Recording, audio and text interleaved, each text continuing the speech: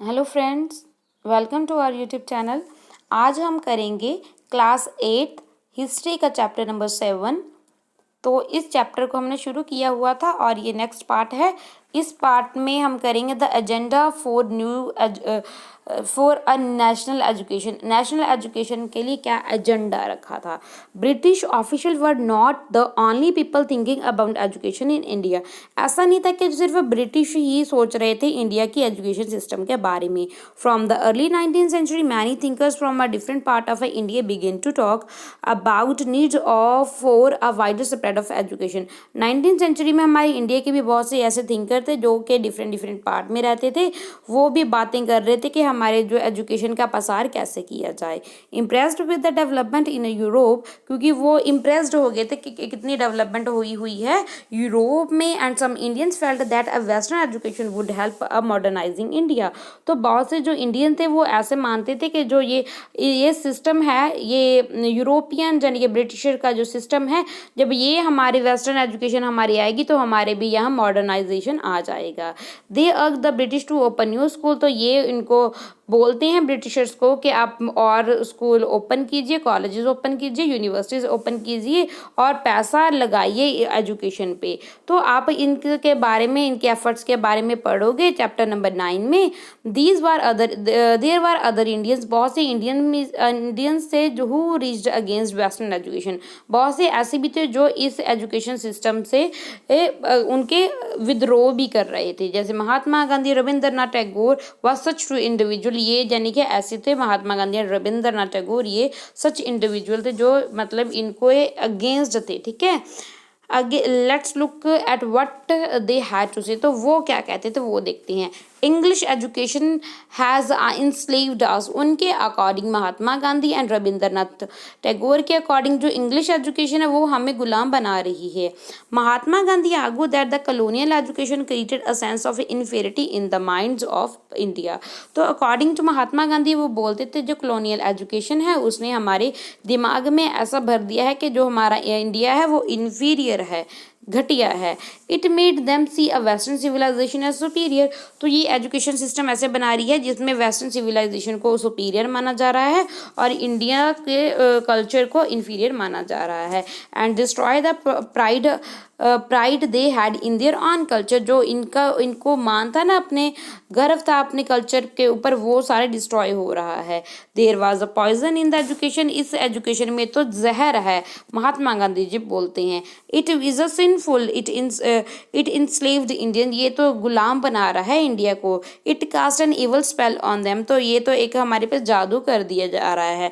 Charmed by the west, appreciating everything that came from the west. तो हम appreciate कर रहे हैं, उसकी प्रशंसा कर रही हैं जो भी वेस्ट से आता है।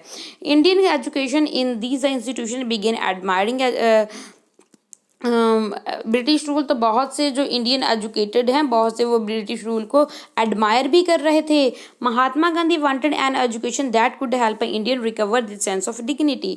मगर महात्मा गांधी ऐसी एजुकेशन चाहते थे जिसमें जो इंडियंस हैं उनमें डिग्निटी की सेंस डेवलप हो और सेल्फ रिस्पेक्ट उसमें आ जाए। During the national movement he urged student to leave education institution in order to show the British that Indians were no longer willing to be enslaved. तो क्या जी, जब ये मूवमेंट चलाई थी गांधी जी ने, तो बहुत से जो स्टूडेंट्स हैं उन्होंने स्कूल छोड़ दिया था ये शो करने के लिए कि अब हम आपके एनस्लेव गुलाम बन के नहीं रहना चाहते। Mahatma Gandhi strongly felt that our Indian languages are to be the medium of teaching. तो महात्मा गांधी के अकॉर्डिंग जो हमारी इंडियन लैंग्वेजेस हैं वही मीडियम होना चाहिए पढ़ाने का।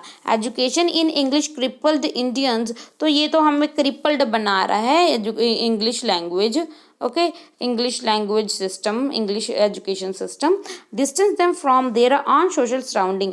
और ये हमें दूर कर रहा है हमारे ही सोशल सराउंडिंग से और हमें स्ट्रेंज बना रहा है हमारी ही लैंड में। Speaking in a foreign tongue. तो हम फॉरेन टंग में बोल रहे हैं rather than speaking our own tongue.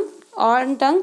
Despite local language, the Eastern education did not know how to relate to the masses. तो ये नहीं पता उनको कैसे वो masses के साथ relate किया जाए. Western education, Mahatma Gandhi said, focused on the reading and writing rather than the oral knowledge. तो क्या जी वेस्टर्न एजुकेशन महात्मा गांधी जी के अकॉर्डिंग ये सिर्फ रीडिंग और राइटिंग पे ही ज़्यादा ध्यान देती है, ऑरल नॉलेज पे ध्यान नहीं देती. इट वैल्यूड टेक्स्ट बुक, ये टेक्स्ट बुक्स को ये वैल्यू देती है, लिव्ड एक्सपीरियंस को और प्रैक्टिकल नॉलेज को नहीं देती. He argued that the education are to develop a person's mind and soul. उनके अकॉर्डिंग जो एजुकेशन है वो ऐसी होनी चाहिए जिसमें एक पर्सन का माइंड और सोल दोनों डेवलप हों. लिटरेरी और simple learning to read and write by itself is not account as education. सिर्फ पढ़ना और लिखना आने को भी हम एजुकेशन नहीं कह सकते. People had to work with their hand. तो लोगों को अपने हाथ से भी काम करना चाहिए, उनको क्राफ्ट सीखना चाहिए और डिफरेंट थिंग्स को ऑपरेट करना भी आना चाहिए. This would develop their mind and their capacity to understand. इससे क्या होगा, उनमें कैपेसिटी डेवलप होगी और अंडरस्टैंड कर पाएंगे. ये फिगर देख सकते हो, ये महात्मा गांधी हैं अब कस्तूरबा गांधी जी के साथ और बैठे हैं. रविंद्रनाथ टैगोर है, एक group of girl at Shantiniketan 1940 का ये फोटो है. आगे literacy in itself is not education. Mahatma Gandhi क्या लिखते हैं, by education I mean an all round drawing out of the best in child and man. तो वो बोलते हैं मेरे अकॉर्डिंग एजुकेशन है तो बेस्ट चाइल्ड में, एक मैन में ऑल राउंड डेवलपमेंट होनी चाहिए, बॉडी माइंड एंड स्पिरिट में यानी कि डेवलपमेंट में होनी चाहिए. Literacy is not the end of education nor even the beginning. जो लिटरेसी है वो ना तो उसका कोई शुरुआत है ना ही कोई उसकी एंड है. It is only one of the means where the man and women can be educated. ये जो एजुकेशन है ये सिर्फ एक ऐसा मीन है ये जिससे हम एजुकेट हो सकते हैं. Literacy it self is not language. Literacy साक्षरता वो कोई शिक्षा नहीं है. I would therefore begin the child's education by teaching it a useful handicraft and enabling it to produce from the moment it beginning its training. तो क्या जी हमें जो बच्चों को एक ट्रेनिंग देनी चाहिए, हाथ से क्राफ्ट का काम सिखाना चाहिए. I hold that the highest development of the mind and soul is possible under such a system of education. तो ऐसे ही जब वो हाथ से काम करेगा, हैंडीक्राफ्ट करेगा, वो कुछ प्रोड्यूस करने के अनेबल होगा, तो इस तरह की जब उसको ट्रेनिंग दी जाएगी तो उसका माइंड और सोल दोनों ही डेवलप होंगे. Only every handicraft has to be taught not merely mechanically. तो इनको हैंडीक्राफ्ट से सिखाना चाहिए, मशीन से नहीं, as it runs today but scientifically. Scientifically child should know the why and aware for of every process. यानी कि हर एक प्रोसेस से, यानी कि जितने भी तरीके से प्रोसेस से एक काम किया जा सकता है सभी तरह के प्रोसेस एक बच्चे को सिखाने चाहिए अकॉर्डिंग टू महात्मा गांधी. तो नेशनल सेंटीमेंट स्प्रेड, तो नेशनल सेंटीमेंट स्प्रेड हो रहे थे. Other things also begin thinking of a system of national education. बहुत से और भी थिंकर्स सोचने लग रहे थे कि एजुकेशन सिस्टम कैसा होना चाहिए, which would be radical different from that set bye the British. तो थोड़ा सा डिफरेंस होना चाहिए जो ये ब्रिटिशर्स ने लागू किया है. Tagore's abode of peace. तो ये कि many of you have been heard of Shantiniketan. आपने बहुत से ने शांति निकेतन के बारे में सुना होगा. क्या आपको पता है ये कहाँ पे एस्टेब्लिश की है, क्यों एस्टेब्लिश की और किसने की थी? रविंद्रनाथ टैगोर. रविंद्रनाथ टैगोर ने ये इंस्टीट्यूशन स्टार्ट की था 1901 में एज अ चाइल्ड. जब वो एज अ चाइल्ड थे, Tagore hated going to school. जब वो बच्चे थे ना, उनको स्कूल में जाना अच्छा नहीं लगता था. He found it's a suffocating and oppressive. तो उनको ये उनका दम घुटता था और उसको ऑपरेसिव लगता था. The school appeared like a prison. तो उसके लिए एक स्कूल एक जेल की तरह होता था. For he could never do what he felt like a doing. तो उसको मतलब अच्छा फील नहीं होता था. So while other children listening to the teacher. जब बच्चे को टीचर बच्चे को सुनते थे to Tagore's mind would wander away. तो उसका जो दिमाग है वो कहीं और ही घूम रहा होता था. The experience of his a school day in Calcutta shift Tagore's idea to education. तो उसका ये जो एक्सपीरियंस है, उसके ये एक्सपीरियंस की वजह से कैलकाटा में वो एक्सपीरियंस अपना एजुकेशन आइडियाज़ देते हैं ऑन ग्रोइंग अप जब वो बड़े हो जाते हैं। He wanted to set up a school where the child was happy. तो वो एक ऐसा स्कूल ओपन करना चाहते थे जहाँ पे जो बच्चे हैं वहाँ पे बच्चे खुश हों। Where she could be a free and creative, जहाँ पे वो फ्री हों और वो क्रिएटिव हों। Where she was able to explore her on thoughts and desire, जिसमें वो गर्ल्स की बात हो रही है, हर लग रहा है ना, गर्ल्स की बात हो रही है जहाँ पे वो अपने थॉट्स को और डिज़ायर को एक्सप्लोर कर सके। Tagore felt that a childhood are to be a time of a self learning. According to Tagore वो जो चाइल्डहुड होता है, बचपन होता है, इसमें ये टाइम होता है जिसमें हम सेल्फ लर्निंग कर सकते हैं outside the reason and restricting discipline of the schooling system set up by the British. तो यानी कि ऐसे सिस्टम में हम नहीं सीख सकते जो किसी ने सेटअप किया है, जैसे कि ब्रिटिशर ने बनाया हुआ है डिसिप्लिन और रिस्ट्रिक्टेड डिसिप्लिन में। Teacher had to be imaginative, जो टीचर है उसको इमेजिनेटिव होना पड़ेगा, अंडरस्टैंड द चिल्ड्रन, और बच्चे को समझना होगा, and help the children developed her curiosity, और बच्चे में क्यूरियोसिटी को जगाने में उसकी हेल्प करनी होगी। According to Tagore the existing school killed the natural desire of the child to be creative and her sense of wonder. जो ये ब्रिटिशर के द्वारा खोले हुए गए स्कूल थे, इसमें जो नेचुरल डिजायर है बच्चे की वो खत्म हो रही है और वो क्रिएटिव नहीं बन पा रहा, और जो सेंस है वो भी, सेंस ऑफ वंडर भी खत्म हो रही है। Tagore was of the view that a creative learning could be encouraged only with in a natural environment. जो क्रिएटिव लर्निंग है, कोई नए तरीके का कुछ क्रिएट करना है, उसके लिए हमें एनकरेज करना होगा नेचुरल इन्वायरमेंट को। So to choose to set up his school 100 kilometre away from Calcutta. तो 100 किलोमीटर 100 मील दूर कैलकाटा से इसको करने के लिए इन अ रूरल सेटिंग में he saw it is an Adobe of peace. तो यहाँ पे ये जो कलकत्ता में, यानी कि ये एक पीसफुल प्लेस है, जिस यानी कि ये एक शांति निकेतन है। Where living in harmony with the nature, जिसमें हम नेचर के साथ, कुदरत के साथ खुशी के साथ रह सकते हैं। Children could cultivate there natural creativity, और जो बच्चे हैं वो क्रिएटिविटी कर पाएंगे, नेचुरल क्रिएटिविटी उनमें आएगी जब ये ऐसे प्लेस में, शांति निकेतन में रहेंगे, शांति वाले प्लेस में रहेंगे। In many sense Tagore and Mahatma Gandhi thought about the education in similar way. दोनों, महात्मा गांधी भी और टैगोर भी, ये दोनों सिमिलर वे में सोचते थे इनके व्यू से एजुकेशन के बारे में। There were however difference too, मगर फिर भी इन दोनों में के विचारों में डिफरेंस भी है।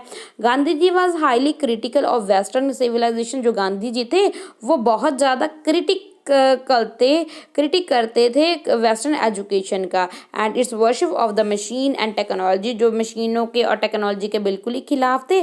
Tagore wanted to combine elements of modern western civilisation with what he saw as the best within Indian tradition. मगर जो टैगोर थे वो वेस्टर्न सिविलाइजेशन की जो अच्छी टेक्नोलॉजी हैं वो भी अडॉप्ट करना चाहते थे और उनको कंबाइन करना चाहते थे, जो मॉडर्न वेस्टर्न सिविलाइजेशन बनाना इंडियन ट्रेडिशन के साथ मिलाना चाहते थे। He emphasised the need to teach science and technology. वो साइंस एंड टेक्नोलॉजी की नीड के ऊपर भी मतलब पूरा ध्यान देते हैं शांति निकेतन में, along with art music and dance, और आर्ट म्यूजिक एंड डांस के ऊपर भी पूरा ध्यान दिया जाता है। Many individuals and thinkers were thus thinking about the way a national education system could be fashioned। तो नेशनल एजुकेशन सिस्टम ये एक तरह के फैशन ही हो गया था। बहुत से इंडिविजुअल और थिंकर ये सोचते थे। Some wanted changes within the system set up by the British। बहुत से इसमें चेंजेस चाहते थे जो ब्रिटिश ने एजुकेशन सिस्टम बनाया था, and felt that the system could be extended so included a wider section of people. तो ये ज़्यादा लोगों को इसमें इंक्लूड करना चाहिए। Other that the alternative system be created so that the people were educated in a culture that was a truly national।